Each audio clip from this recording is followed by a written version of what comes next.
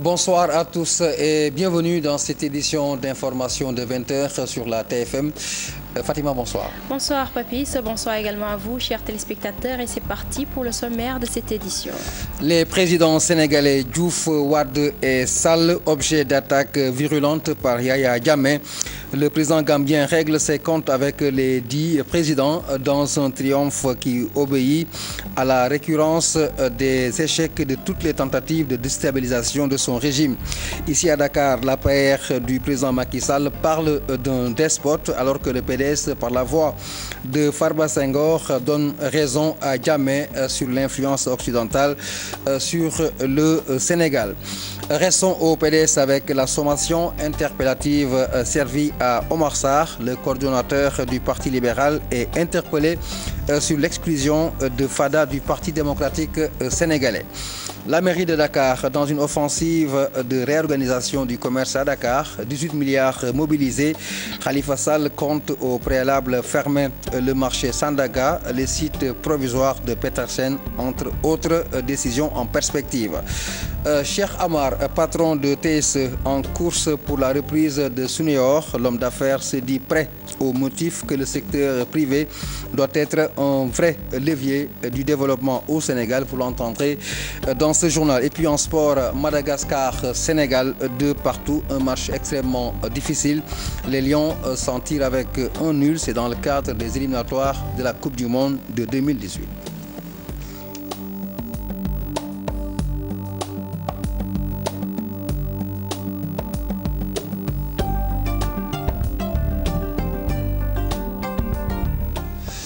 Messieurs, dames, bonsoir et bienvenue dans cette édition d'information. Nous l'entamons avec le président Yaya Jammeh dans une sortie.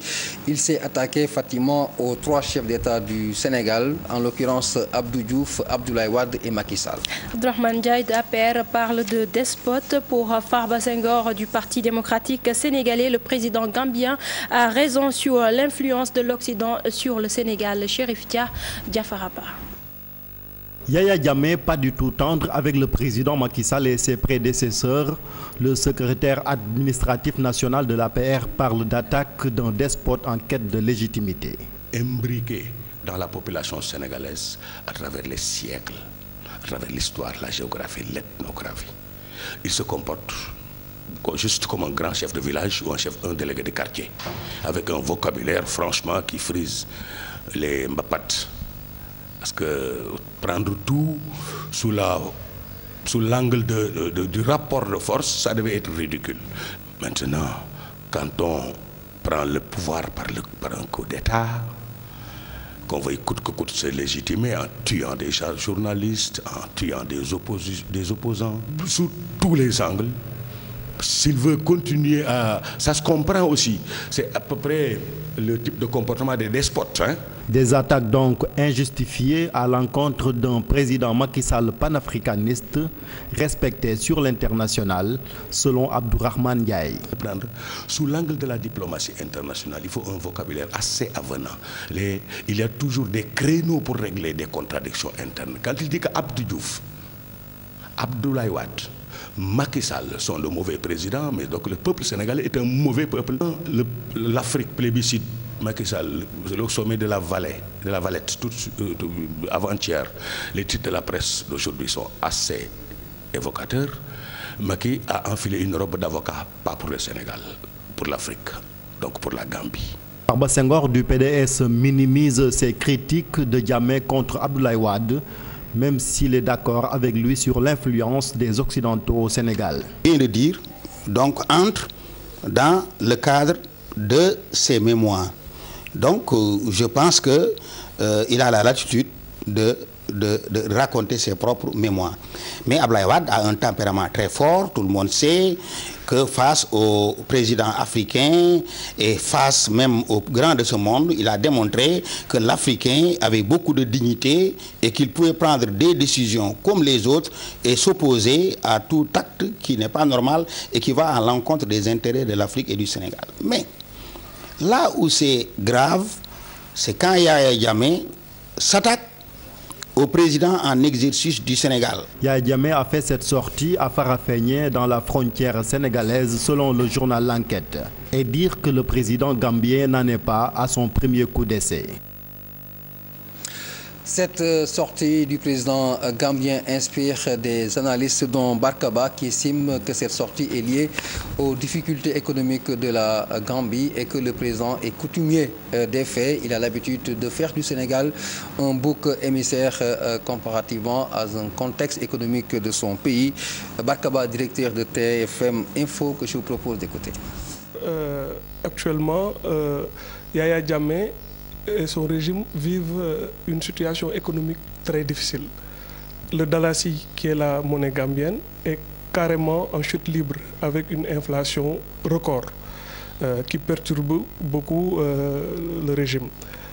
Deuxièmement, le pont de Farafenni, justement, qui devait relier le Sénégal et la Gambie et qui est un financement de la Banque africaine de développement, est quasiment à l'arrêt. Et c'est une perte de devises importante pour le régime gambien qui est un peu à bout de souffle économiquement et compte beaucoup sur les rentrées d'argent de ce pont. Troisièmement, il y avait des opérateurs gambiens qui injectaient de l'argent dans un circuit parallèle par des trafics en tout genre dans la région. Or, ces circuits de financement sont devenus très compliqués du fait de la sécurisation de la frontière par l'armée sénégalaise. Il y a un autre problème auquel est confronté Yaya Jammeh, c'est que jusqu'à très récemment, il avait un levier très puissant pour exercer une sorte de chantage sur le Sénégal, c'est le dossier du MFDC. Or, il n'est plus le seul à avoir le monopole sur ce dossier, vu la multiplication des acteurs qui interviennent dedans. Je pense notamment à la communauté San Egidio, aux Américains, qui sont très très impliqués dans le dossier.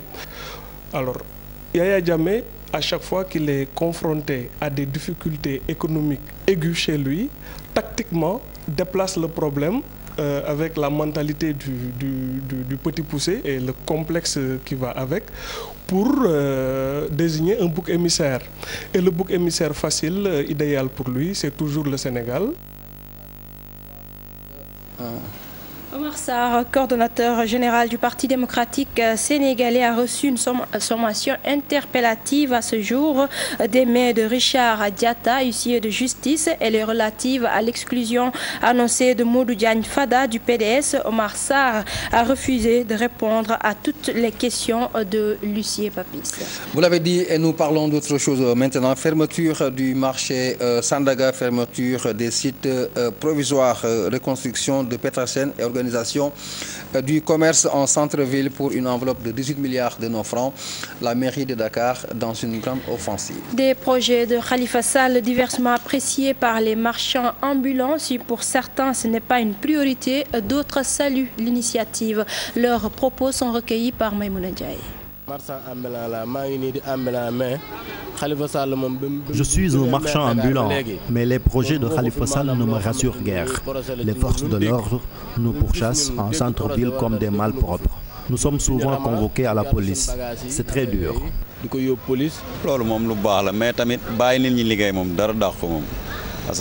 Je salue les projets du maire de Dakar, mais il faut qu'il nous laisse aussi travailler en toute tranquillité. Le Sénégal est classé 25e pays le plus pauvre au monde. Qu'il nous laisse gagner notre vie.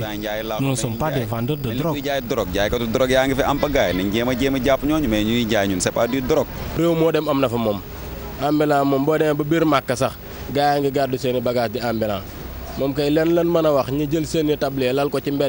Khalifa Sall doit plutôt s'adresser aux tabliers. C'est eux qui occupent l'espace public. Khalifa Sall lu mu ci expliqué amut lenn loo xam ne ñun jaaykat gis nañ ci suñu bopp. Khalifa Sall parle de sites provisoires, mais c'est souvent des maisons transformées. On voit rarement les clients qu'ils arrêtent de faire de la politique avec notre dossier. Même bu fekkee da nga dugg ak 2 millions sooy génn ci biti saagu 100 francs yu weex yi moom ngay génne ci biti ndax da ngay daanu ndax kenn du la fekk.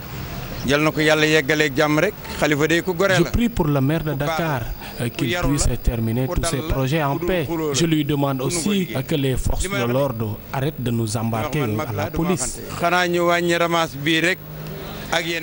Santé à présent, 54,7% des enfants âgés de 7 à 14 ans présentent des carences en iode. 59% des femmes en âge de reproduction en souffrent également. C'est ce qui ressort d'un atelier national tenu à Dakar ce matin.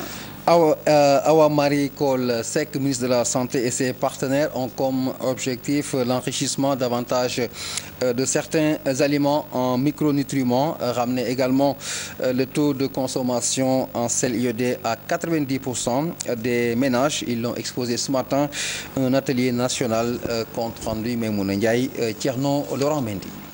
Au Sénégal, le taux de consommation en sel iodé reste encore faible, plus de 37%. Le gouvernement veut désormais couvrir 90% des ménages, une stratégie qui passe par la communication pour le changement de comportement des populations. C'est une carence qui est observée dans certaines régions plus que dans d'autres. Les régions côtières vont être les moins atteintes puisqu'il y a déjà de l'iode spontanément.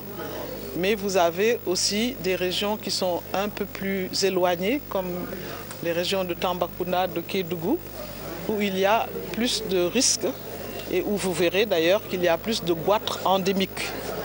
Donc c'est sur ces bases-là que nous devons travailler pour nous assurer que le sel va être vraiment fortifié en iode et qu'il y aura une possibilité pour toutes les populations de manger et d'utiliser du sel iodé.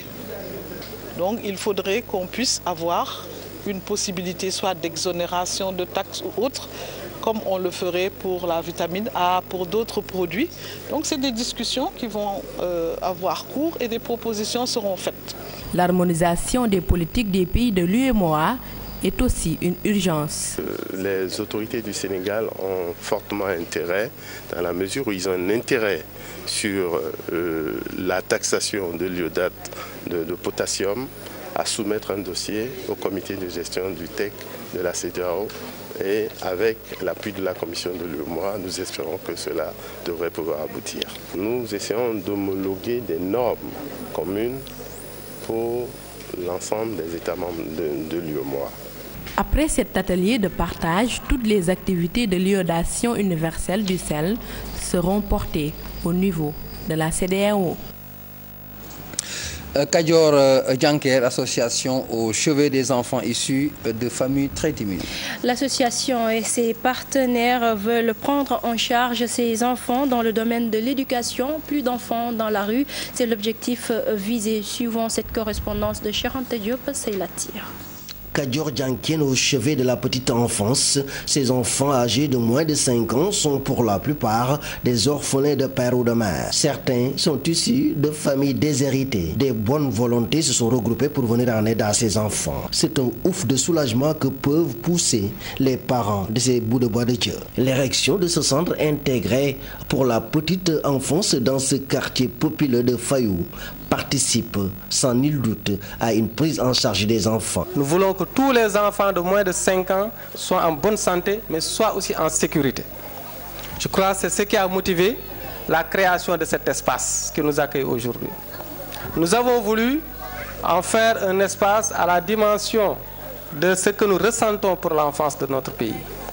Les enfants d'âge préscolaire sont souvent négligés. Si vous allez aujourd'hui dans les préscolaires, il n'y a pas encore d'élèves. Les parents s'occupent d'abord d'inscrire leurs enfants à l'élémentaire avant de penser à l'école préscolaire.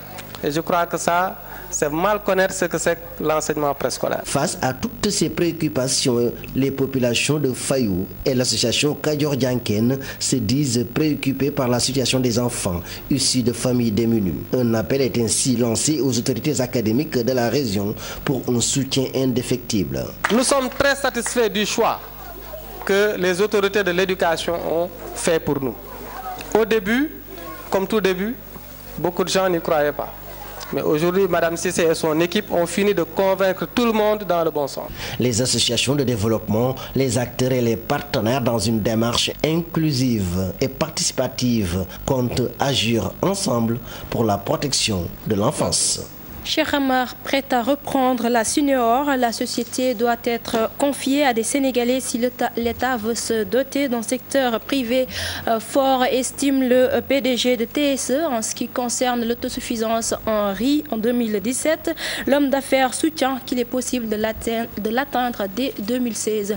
Cheikh Amar était l'invité de Yonui sur la radio Futur Média. Je vous propose de l'écouter au micro de Daoud Diouf. Un secteur privé fort. Si l'État veut disposer d'un secteur privé fort, la Suneor doit être confiée aux Sénégalais. Moi, je suis dans les dispositions de la reprendre et je n'attends que l'aval des autorités.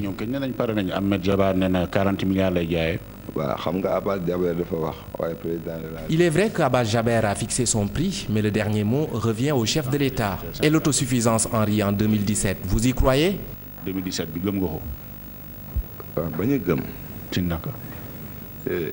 j'y crois bien sûr. Un journal de la place fait état de 600 tonnes de riz récoltées cette année. Mais c'est faux. Nous avons eu 900 000 tonnes. Avec ces résultats cette année et les machines dont nous devons disposer, les récoltes vont accroître. Et n'eût été le retard noté dans l'acquisition des moissonneuses-batteuses, nous allions dépasser ces résultats. Avec 900 000 tonnes cette année, combinées à une bonne pluviométrie, je reste convaincu que l'autosuffisance peut être atteinte en 2016.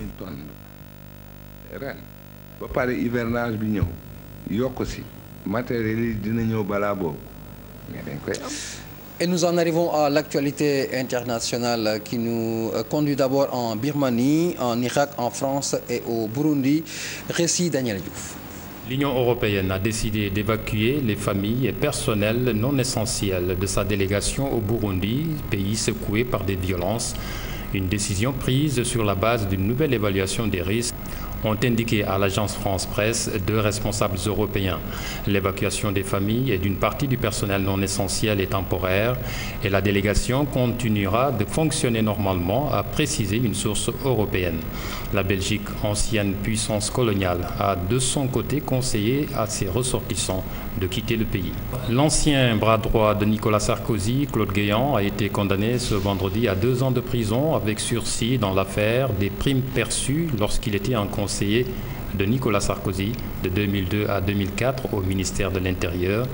Le tribunal lui a également infligé 75 000 € d'amende, soit près de 50 millions de francs CFA, et une interdiction d'exercer dans la fonction publique pendant 5 ans.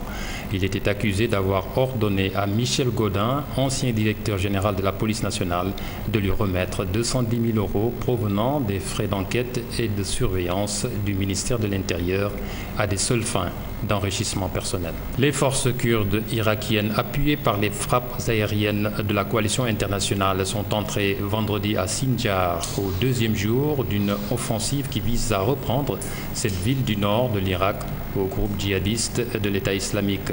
Sinjar, située près de la frontière syrienne, une localité clé pour les djihadistes. Elle se trouve sur une route qui leur permet de faire circuler matériel et hommes entre l'Irak et la Syrie, 2 pays où ils contrôlent de vastes territoires. Enfin, la Birmanie, où la Ligue nationale pour la démocratie, le parti de l'opposante Aung San Suu Kyi, a remporté la majorité des sièges au sein des 2 chambres du Parlement. Le parti d'Aung San Suu Kyi a passé la barre lui permettant d'être majoritaire au sein du Parlement birman. D'après les derniers résultats communiqués par la commission électorale, la dame de Rangoon a remporté 348 sièges. Le taux de participation a dépassé les 80% pour 30 millions d'électeurs.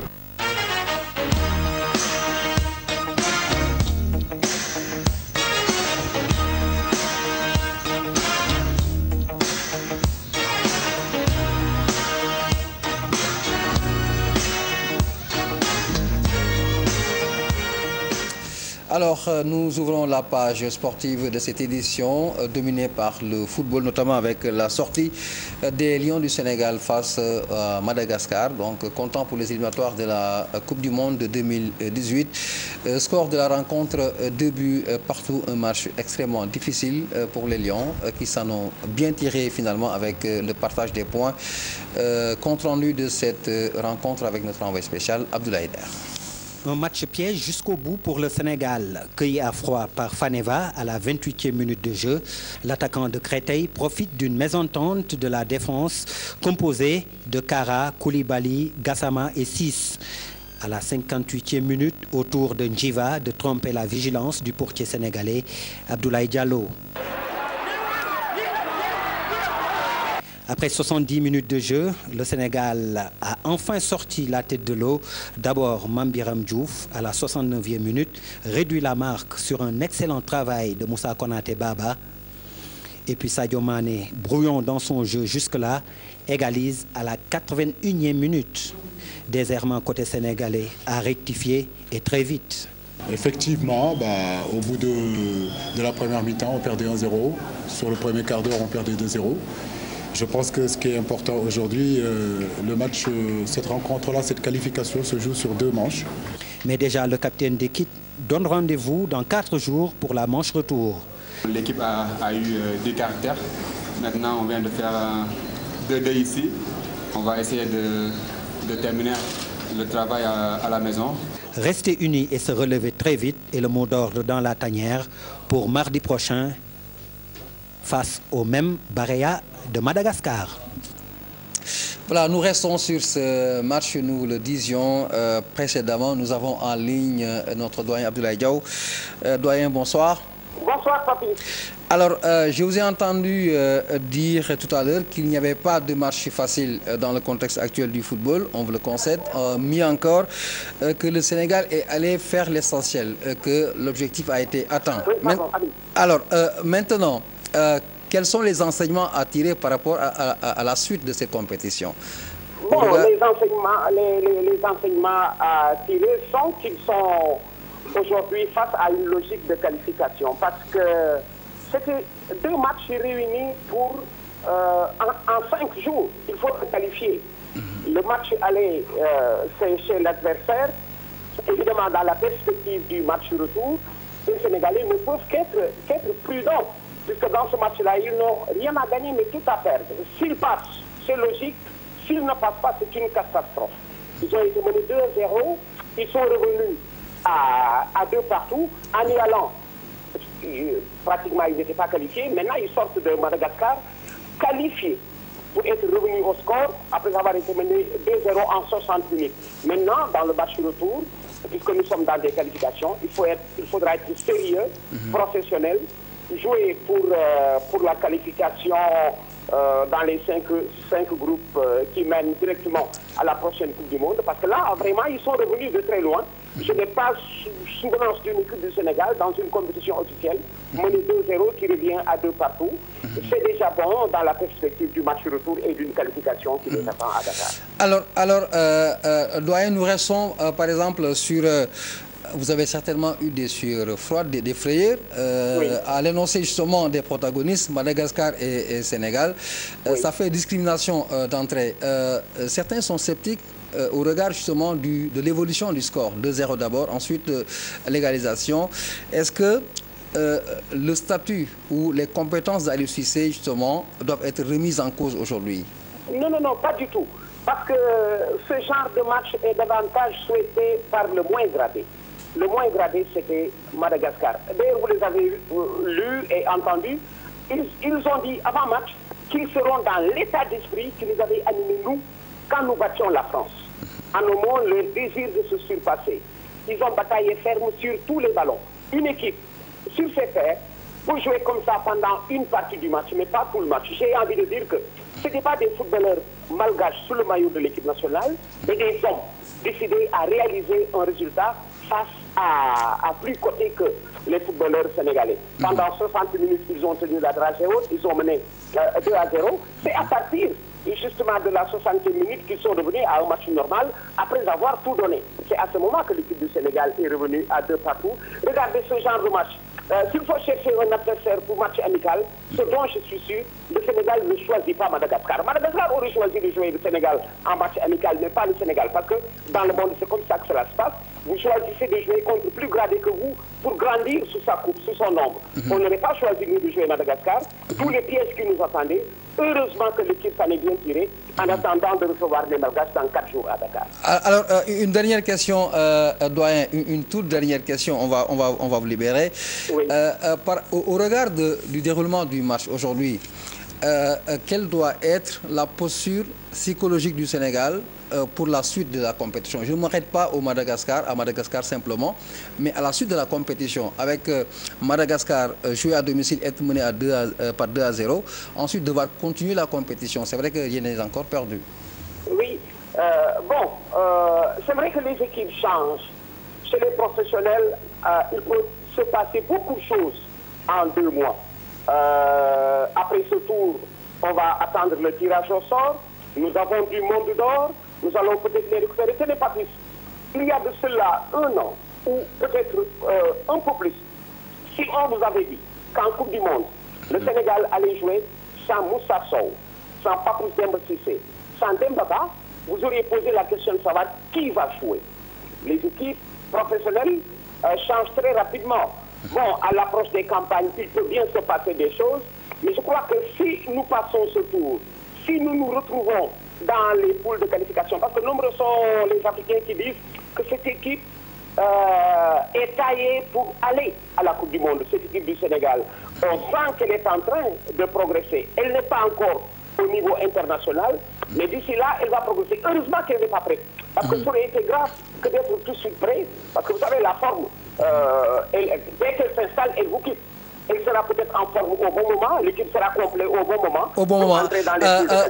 Doyen, autrement, vous ne renforcez pas la partie des sceptiques qui estiment aujourd'hui que le Sénégal n'a pas les moyens pour s'y rendre à la Coupe du Monde, je veux dire. Mais si, il a les moyens. Quels sont les grands d'Afrique aujourd'hui? D'ailleurs, je crois que les Sénégalais vont se faire procurer du plaisir en trouvant face à eux des adversaires du côté. Puisque les Sénégalais, justement, sont donnés battus, sont bons quand ils sont donnés battus d'avance.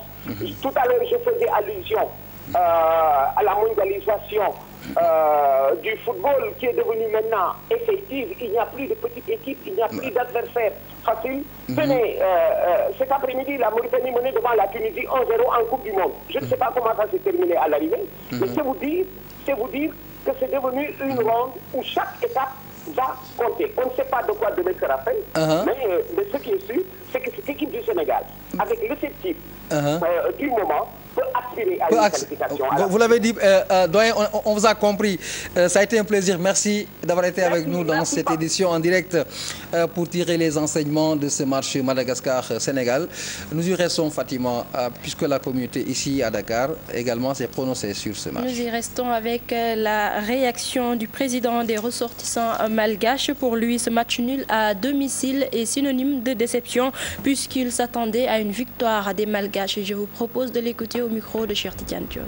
Parce que statistiquement, les Lions de la Teranga sont donnés favoris et de loin par rapport aux Parias.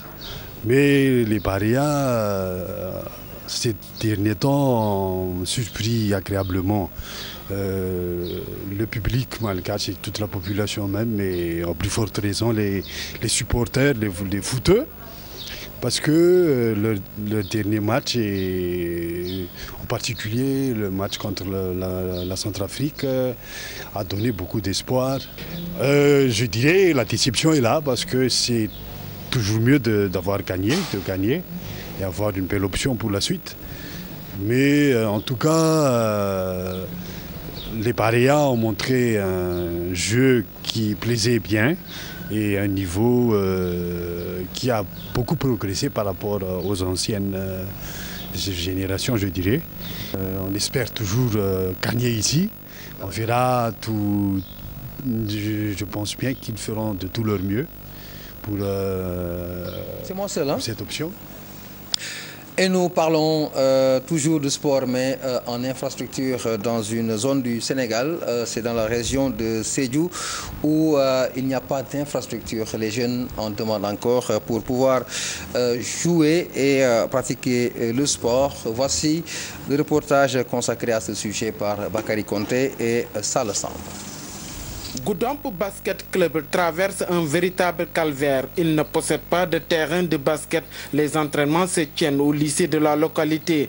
Un terrain dans un état déplorable. On a besoin d'un très bon terrain, déterminé et construit par l'État. Ou bien le ministère. On a besoin de ça. Mais regarde, chaque fois que tu viens ici, tu prends des blessures. Parce que le terrain n'est pas stable pour jouer. Et on n'a pas un bon cerceau. Il y a un manque criard d'infrastructures sportives dans le département de Goudomp. Bon, les difficultés que nous rencontrons, c'est par rapport à notre cadre de vie, c'est-à-dire les stades. Nous n'avons pas de stades dignes de leur nom. Pratiquement, dans le département de Goudomp, on n'a pas plus de 5 terrains clôturés. On a, comme le président l'a si bien dit, on n'a pas joué sur les projecteurs, ni des gazons synthétiques. Les jeunes réclament un stade digne de son nom. Mais je lance aussi un appel à ces autorités pour que Goudomp puisse avoir un stade municipal digne de son nom. Nous avons un problème d'infrastructure dans ce département.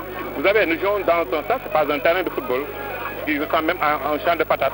Je crois qu'il est temps aujourd'hui que Goudomp, qui est la vitrine aujourd'hui du département, puisse avoir un stade digne de son nom. Le maire de la commune Abdoulaye Bosco Sadio et le préfet du département de Goudomp Demba Touré ont promis la mise en place des infrastructures sportives dès l'année prochaine pour le développement du sport dans le Balantokounda. Merci à tous ceux qui nous ont suivis. À toi aussi, Fatima. À vous aussi, Papis, et à nos très chers téléspectateurs. Bon week-end à tous. Excellente suite des programmes sur notre